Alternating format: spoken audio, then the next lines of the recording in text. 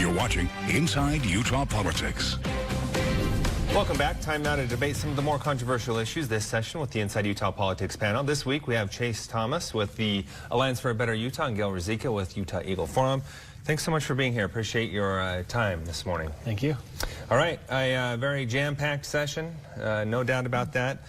Some very big issues getting a lot of attention. Let's start with the abortion bill. We had two of them, but let's focus in on the 18-week ban because that's the one most people are looking at this point. Sure. Gail, let's start with you. That was one of your priority bills. That was Why? Definitely a priority bill because it bans abortion after 18 weeks. Anything that will save these little babies. And you know, that's at the time when they start doing the really barbaric ways of doing abortion where they dismember these little babies while they are alive and then they can feel pain. So that's wrong. It's just wrong. And so we will ban a lot of abortions that use that kind of procedure. Chase, let's bring you in. Your group fought against this bill. Why? Well, I mean, to start off, we weren't opposed to this bill because we favor having abortions. I think we all share the goal of reducing the number of abortions we have in the state and across the country, but we just feel there's better ways to be going about it rather than creating a stigma around women who have decided to have abortions or forcing it underground to where they're not safe. We could be better spending money on things like comprehensive sex education, better access to contraceptives, and then also just the blatant unconstitutionality of this law. It's going to immediately trigger both the ACLU and Planned Parenthood have both said that they plan to sue, and so we feel that it's a waste of taxpayer dollars to pass a law that's immediately going to be challenged. Gail, talk about that because even supporters have not necessarily denied the fact that as the law sits now, it's unconstitutional. Talk about spending the money to fight that in court because as Chase brings up, it's already promised that a legal battle is going to ensue. First of all, it doesn't cost the state anything. There's a fiscal note of 0 on this bill if they win. As long as we win, we could be looking at legal fees, though. Well, only if we lose. That's the only way we'd have to pay the legal fees. We've got a different court now.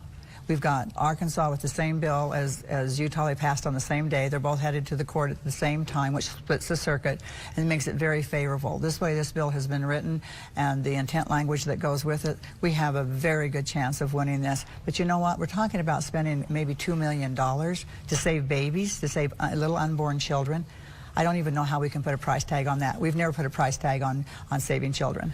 I want to ask this question of both of you and give both of you a chance to respond. Is this eventually an avenue to overturn Roe v. Wade? Chase, let's start with you. I believe it is. Across the country, as the Supreme Court has become more conservative, you see liberal states expanding access to abortion and conservative states restricting access. And I think it's really to test the limits of where this court stands on Roe v. Wade and the rest of the court cases that have come after. Gail, is that the ultimate goal here? Well, you know, right now New York has passed a law that says they can kill those little babies right up to the minute they're born. I mean, just before they're born, they can kill that baby in New York.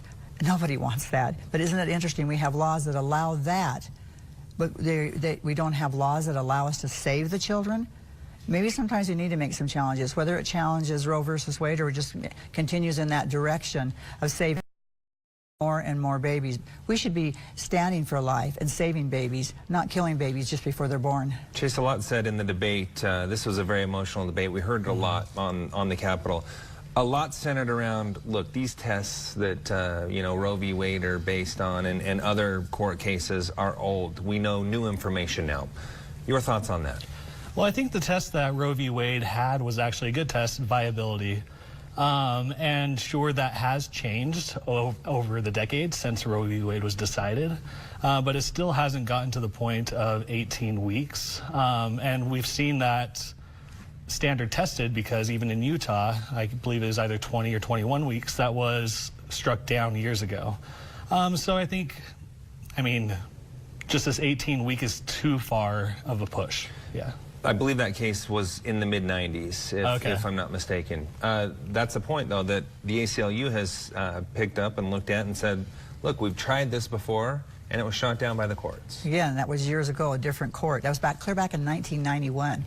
And this is today. We now have a window into the womb, and we know what these little babies are doing. We know that they can feel pain. We know that they have fingernails and that they are breathing embryonic fluid. We know that babies are alive, and they are living children, and we should be saving their lives. I want to move on to another controversial bill, and that was the one to ban conversion therapy in the state of Utah. It was drastically changed in committee and ended up stalling on the House floor. Chase, talk about the underlying bill and why you supported that. So conversion therapy is an extremely dangerous and harmful practice. LGBTQ youth over the years have been subjected to this therapy that tells them that they can change who they are. And Equality Utah and others brought forward facts about how this has led to high rates of suicide among LGBTQ youth. And so the bill would have banned all versions of that.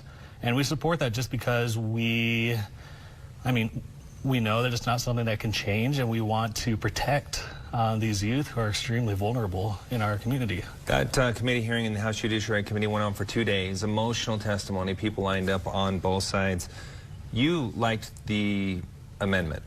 Right. Why is that? Well, because the argument here was on the definition of conversion therapy.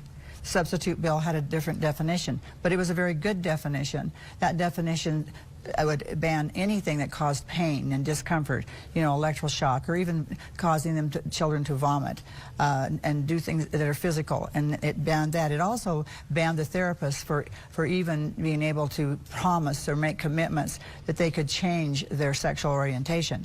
So that was also banned. But at the same time, it allowed therapists to talk to children who want to be talked to, who have questions, and they can ask them what their end result would be. What do you want? And work toward that end result. The definition, the original definition, would not allow therapists to have that conversation. It banned what therapists could say, that talk therapy. That's just wrong. Children should be able to get help to get through whatever their problems are. And we had a lot of people testifying how if they hadn't been able to have therapy, that they were suicidal. It was having therapy that got them through those suicidal tendencies. So, you know, the discussion on suicide was on both sides. And it depends on the therapist and how that therapist helps them get through that.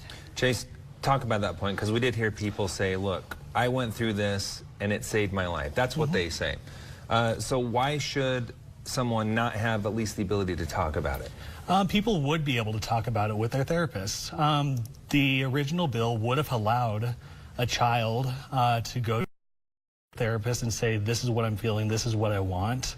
And the therapist then facilitates that discussion. What conversion therapy bans is getting rid of is the therapist having an opinion, the therapist telling them that they should change, because it's not the job of the therapist to do that. Okay, have a couple seconds left, real quick. The sponsor, other advocates say therapists will be crafty, they'll work around the amendment. Your thoughts on that? Therapists will do what the law tells them to do. Therapists are not going to risk their license. And those therapists that also came and testified talked about what this would do to them. This would have a chilling effect on their ability to even practice their profession. Why would we ever pass laws that would make that happen, that therapists can't practice their profession? That's just wrong. That we came up with, you know, there was a good substitute bill that would have banned conversion therapy, and right now the governor would be ready to sign that, banning it, and it was that other side that wouldn't accept that, and that's just wrong. We're going to have to end it there. I wanted to bring up the Constitutional Convention because that's where the two of you actually come together and say, let's fight that thing. So unfortunately we ran out of time, but you guys aren't always on the opposite side of the fence. We can join forces sometime. Yeah, that's what happens up there at the legislature. Yeah, no kidding. All right, thanks so much for your time. I appreciate it. Thank you. Stay with us. We'll be right back with more Inside Utah.